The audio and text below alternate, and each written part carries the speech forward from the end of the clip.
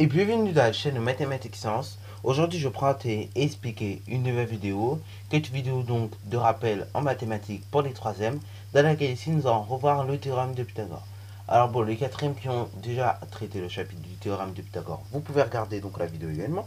Mais bon, là ici, elle s'adresse surtout aux troisièmes parce que c'est un rappel que je fais également pour les troisièmes. Alors bon, le théorème de Pythagore, comme je vous l'ai dit, c'est un truc que j'aborde en quatrième personnellement, et je pense que la majorité des profs le font. Mais bien évidemment, j'aborde ça en quatrième au milieu de l'année. Donc voilà, ça peut arriver par an en quatrième du coup, il y en a certains qui l'ont déjà fait et pas moins sur ma chaîne. Ok. Bon, pas grave. Tout ça pour vous dire oui, le théorème de Pythagore, c'est le programme de quatrième, mais c'est une chose que l'on rencontre très très souvent en brevet.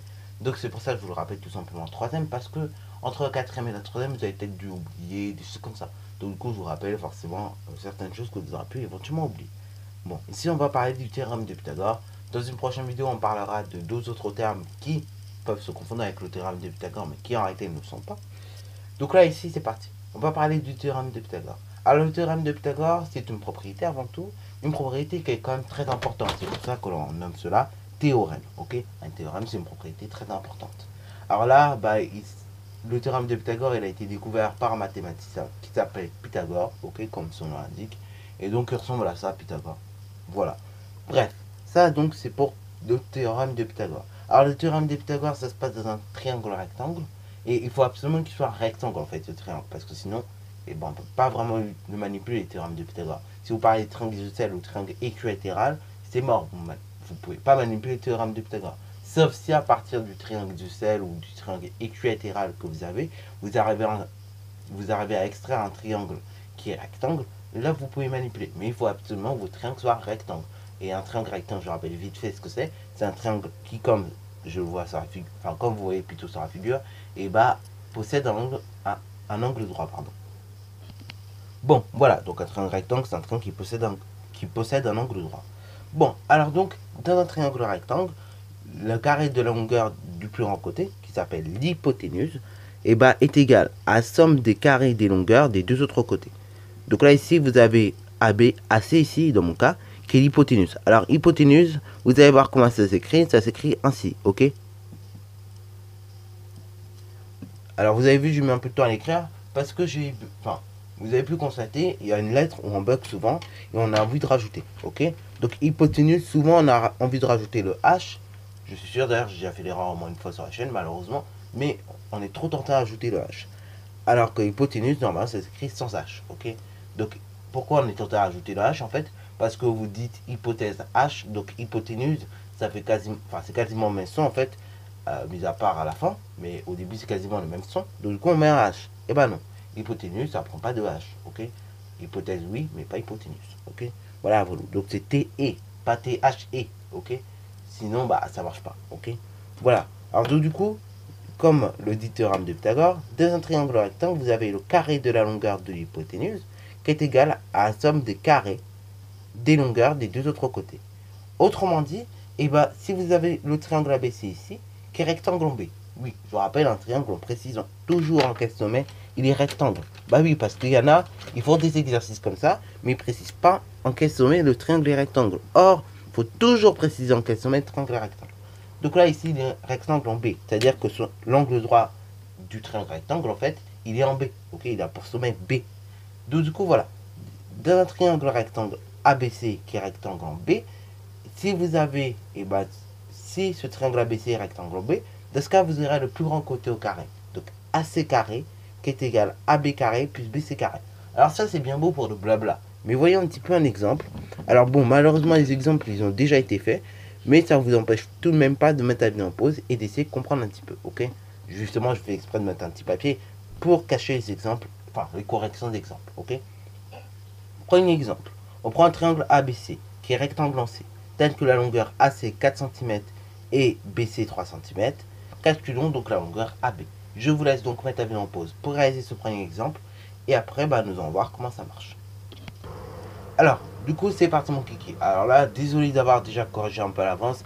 C'est parce qu'il y a un bug dans mes vidéos. C'est-à-dire, en gros, la vidéo que je vous tourne actuellement, c'est une vidéo qui a été retournée. Parce qu'en fait, la vidéo que j'avais fait à la base, normalement, j'étais censé écrire en même temps que je vous parle. Et là, malheureusement, il y a eu un bug dans mes vidéos. Je sais pas qu'est-ce qui s'est passé. En fait, c'est en mettant les vidéos en ligne, il y a eu un problème de stockage. Ça a mis trop de temps à se mettre en ligne. Du coup, moi, en croyant que la vidéo sur le théorème de Pythagore était mise en ligne, au final, je me suis aperçu hier soir qu'elle n'était pas mise en ligne. Après, j'ai regardé dans mes vidéos, il n'y a plus la vidéo sur le théorème de Pythagore. Donc, logiquement, je suis obligé de la retourner. Et de même, après la vidéo qui venait derrière, du coup, elle a été impactée. Parce que du coup, bah, il y avait des problèmes de stockage aussi. Ok. Donc, du coup, bon, je ne pouvais plus tourner la vidéo correctement. Donc il a fallu que je la retourne et du coup c'est pour ça que vous avez déjà les réponses. Ok. C'est pas moi hein, personnellement, j'aurais bien voulu faire en même temps que vous l'exercice, mais c'est dû à un problème stockage, problème matériel. Ok. Donc je vais essayer de le résoudre assez rapidement, mais voilà, c'était dû à ce problème là. Alors bon, là pareil, quand on vous donne ce genre d'exercice, essayez toujours de faire votre figure à main levée. Ok. Donc là par exemple dans notre triangle ABC qui est rectangle en C, il faut toujours faire un triangle rectangle, mais en C. Ok. Et après, vous indiquez vos longueurs. Donc là, vous avez AC 4 cm, ce qui correspond sur la figure à main levée à cette longueur-là. Et vous avez BC, donc, ou bien CB, qui correspond à cette longueur-là, 3 cm. Calculons donc AB, ce qui correspond à calculer l'hypoténuse. Donc là, bah, facile, vous allez me dire. Oui, c'est facile, mais bon, il faut quand même le faire, ok. Il faut quand même calculer l'hypoténuse. Et donc, pour cela, dans cette vidéo, je vais vous montrer une rédaction type. Pourquoi rédaction type? Parce que tout simplement, c'est la rédaction que vous serez amené à utiliser souvent quand vous allez avoir tout simplement à calculer des longueurs avec le théorème de Pythagore. Donc pour ça, rédaction type. Donc rédaction type.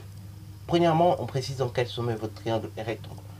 Donc là, dans notre cas du triangle ABC, on va dire que ABC est rectangle en C. Première chose, toujours important de préciser ça avant de lâcher l'égalité du théorème de Pythagore. Deuxièmement, on va tout simplement en déduire l'égalité du théorème de Pythagore. Donc on a dit que le triangle ABC était rectangle en C. Donc dans ce cas-là, d'après le théorème de Pythagore, on aura le plus grand côté au carré, donc l'hypoténuse d'abord. L'hypoténuse d'abord, à savoir AB carré, qui est égal à AC carré, plus BC carré, ou bien CB carré. Ok, là je mets CB ici, carré, donc je mets CB carré. Ce qui donne soit AB carré. Donc là, AB carré, est-ce que je connais AB? Bah là, non. AB, c'est la longueur que je vais calculer. Par contre, est-ce que je connais la longueur AC? Et bah oui, je connais AC, il fait 4. Donc je mets 4 au carré. Bah oui, parce qu'on n'a pas la longueur AC directement au carré, on a juste la longueur AC. Donc du coup, vous remettez votre exposant 2. Hein? Là, il n'y a pas trop de difficulté. Il faut juste mettre le nombre et après, vous laissez votre exposant 2. Ok. Ensuite, AB carré, on connaît. AC carré, pardon, on connaît. Après, vous avez CB carré, on connaît CB. CB 3. Donc on met 3 au carré. Ok. Ensuite, on calcule le carré des deux nombres. Donc on calcule la longueur AC carré, donc 4 au carré qui fait 16. Et ensuite CB carré, 3 au carré qui fait 9. Ensuite, on va faire 16 plus 9. 16 plus 9, 25. Donc là, nous avons la longueur AB au carré. Nous, on chercherait en fait le nombre qui, multiplié par lui-même, donne 25. Ok. Donc du coup, il va falloir faire l'inverse du carré. Parce que le carré, en gros, c'est multiplié par lui-même. Là, il faudrait trouver un outil qui fait l'inverse du carré. C'est-à-dire que il fait, si vous voulez, une division. Ok. Et donc là, cet outil, on appelle ça tout simplement la racine carrée. Ok.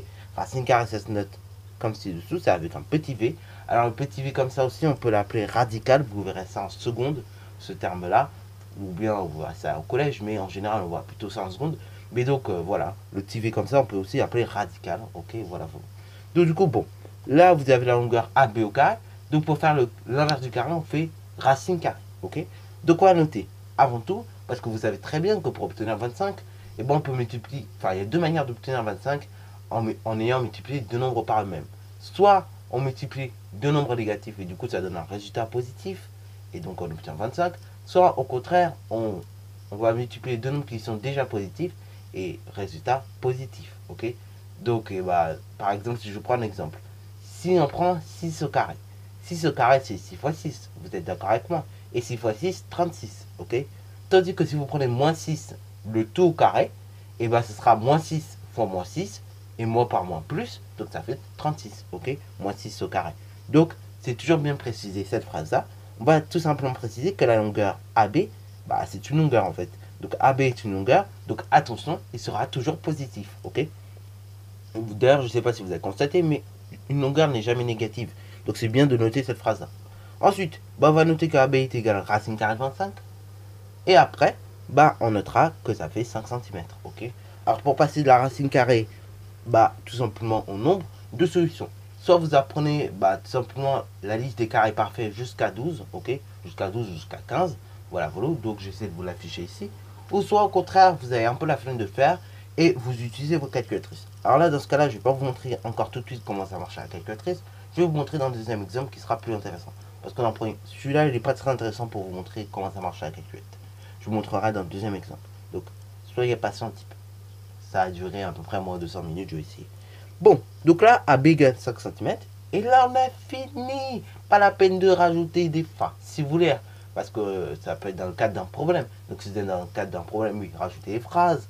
Mais là, sinon, si vous êtes dans le cadre d'un exercice géométrique comme ci-dessous classique, c'est pas la peine de rajouter. Là, vous avez vraiment tout dit. Vous avez dit triangle et rectangle en temps. Donc, du coup, on a l'égalité de Pythagore. Tac. Après, vous avez remplacé. Et après, vous avez tout simplement dit que la longueur que vous cherchez était positive. Et donc, du coup, ça s'arrête là. Et après, vous avez trouvé la longueur. Donc, c'est fini. Vous ne commencez pas à vous emballer dans des rédactions pas possibles. Ok? Il faut vraiment être simple dans votre tête. Les maths, à la base, c'est simple. Ok? Après, c'est... Déjà, il y a le prof qui complique l'affaire.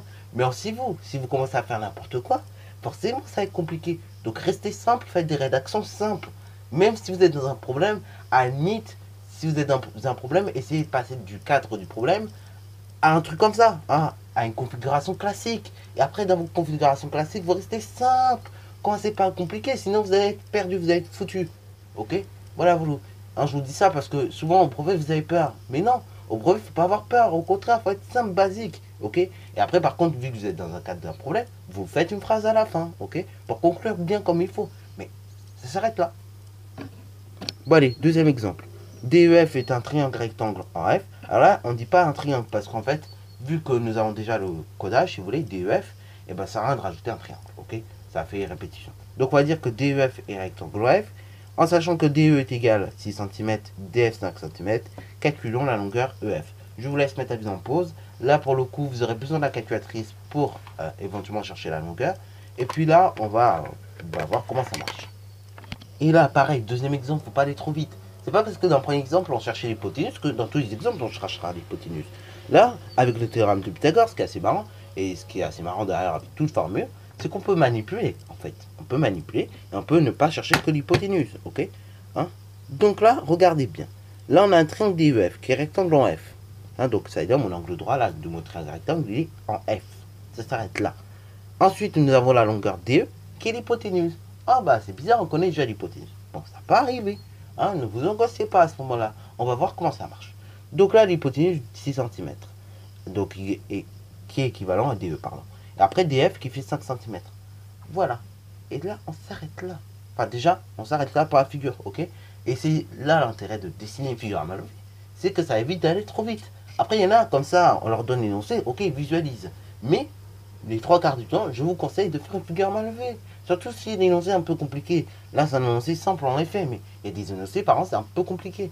Donc, faites une figure pour bien comprendre l'énoncé et pour bien comprendre votre affaire. Sinon, vous allez partir dans des trucs pas possibles. Bon, alors là, bah pareil, on va faire comme tout à l'heure. On va pas aller par 4 chemins. On va déjà dire que le triangle DEF est rectangle en F. Donc, d'après le théorème de Pythagore, on balance égalité. L'égalité, c'est quoi? C'est d'abord l'hypoténuse. L'hypoténuse d'abord, qui est égale à DE. Donc, DE carré, qui est égal à DF carré plus FE carré. Ou EF carré, c'est la même chose. Ce qui veut dire, bah on remplace. Donc là, on met soit, si vous voulez. Soit, on a quoi? Bah on a DE carré, qui fait 6 au carré. Ce qui est égal à DF carré, donc DF carré, 5 au carré. Plus EF carré. Alors pour l'instant, EF carré, je ne connais pas. Je laisse comme ça. Je laisse comme ça. Ça sert à rien de remplacer par des X, des Y. Non! Laissez comme ça. Sinon, vous allez vous compliquer la vie si vous commencez à remplacer par des X, des Y. Certes, c'est une équation que nous avons à résoudre. Mais on va vraiment aller étape par étape. Bon, alors là, maintenant, eh ben, on calcule 6 au carré. 6 au carré, 6 fois 6, 36. 5 au carré, 5 fois 5, 25. Plus EF carré. Donc là, en fait, on cherche le nombre qui, ajouté à 25, va donner à 36, tout simplement. Ben là, on va faire quoi? On va dire que EF carré, et c'est là que vous commencez à manipuler la formule. À partir du moment où vous avez calculé vos carrés, là, vous pouvez commencer à manipuler la formule. Donc, on va dire que EF carré est égal à 36 moins 25. Bah oui, parce que logiquement, on cherche le nombre qui, ajouté à 25, va donner 36. Donc, on va faire 36 moins 25. et vous allez trouver que EF carré est égal à 11. Mais là, nous avons EF au carré, je le rappelle. Nous voulons la longueur EF brute, normale, avec des chiffres, si vous voulez. Bah là, du coup, va falloir que l'on calcule, ok? Va falloir calculer la racine carrée. Donc, avant tout, on va préciser que EF est une longueur, donc il est positif, ok? Toujours intéressant de le préciser. Si vous le précisez au brevet, je vous dis, vous êtes royal, ok? C'est rédaction royale, si vous faites ça au brevet. Ensuite, bah là, on va calculer racine carrée de 11. Et c'est là où c'est intéressant d'avoir la calculatrice sur soi. Parce que vous allez voir, et bah, c'est toujours bien de connaître un peu les fonctionnalités de sa calculatrice. En général, la fonctionnalité racine carrée sur la majorité des calculatrices est une fonction seconde. Là, ici, dans le cas de la FX92+, qui est une Casio, et bah du coup, voilà, c'est une fonction seconde. Alors bon, là, ce que je vais montrer pour les Casio FX92+, ça marche de même pour les FX92 tout court. Bon, du coup, là, dans le cas de la FX92+, je vous disais que bah, la fonction racine carrée, c'est une fonction seconde. Donc, vous tapez seconde, voilà, et ensuite, vous tapez sur x carré. Et là, ça va vous donner racine carrée. Et après, bah, tout simplement, vous êtes dans le carré là. Et vous avez la racine carrée, donc le radical, si vous voulez, le v. Et après, vous avez un petit carré qui s'affiche également. Donc là, bah, vous êtes dedans en fait. Hein, ça clignote, vous avez, comme vous pouvez constater. Donc ensuite, bah, vous tapez 11. Et après, ensuite, vous tapez exécuter directement. Là, normalement, ça va vous redonner le même résultat. Donc racine carrée de 11. Donc en fait, ce qui va vous donner là, ici, c'est ce qu'on appelle la valeur exacte. Ok? Donc ici, en fait, vous avez une valeur exacte. Là, ce que nous allons vouloir, hein, donc la valeur avec les chiffres classiques, hein, 1, 2, 3, 4, 8,4, etc. Ce que nous allons trouver donc, et ben, ce sera une valeur approchée en fait. Ok? Là, ici, bah, pour passer de racine carrée de 11 à une valeur approchée, ou une valeur décimale si vous voulez, il faudra taper SD. Et donc là, bah, ça va vous donner environ 3,31662,479. Ok? Environ, évidemment, je pense que la calculatrice, elle n'a pas assez de place pour mettre tous les chiffres, mais ça va encore un peu plus loin. Ok? Donc là, ceci, nous allons l'arrondir avec... on va arrondir ceci bah, tout simplement au centième près. Ok? Donc, on va arrondir au centième près. Et là, comment vous arrivez à arrondir? Oui, parce qu'il y en a, ils sont au troisième, ils ne savent toujours pas arrondir. C'est un truc de ouf, mais c'est comme ça. Il y en a, ils ne savent pas arrondir. Donc, comment on arrondit un nombre déjà? Ben, on regarde le chiffre que nous avons au niveau des dixièmes. Au niveau des dixièmes, on en a 3. Bon, ok. Au niveau des centièmes, on va bien regarder, on a 1. Bah là, on a dit au centième, donc c'est-à-dire 2 chiffres après la virgule. Bah, après les centièmes, on va regarder les chiffres qu'on a derrière. Là, nous avons 6. Et donc, du coup, bah, vu que 6 est supérieur, à 5, et bah du coup, on va arrondir à l'excès. Ok, on va arrondir au supérieur. Donc là, on n'aura plus 3,31 environ, on aura environ 3,32 cm. Puisque là, on était en centimètres. Voilà. Donc là, ici, vous avez une valeur approchée, ou bien arrondi, si vous voulez, bah au centième près. Ok, voilà. Sur ce, la vidéo est terminée. Donc, si tu as bien aimé, n'hésite surtout pas à la liker, commenter et bonne reste à toi en mathématiques et en sciences.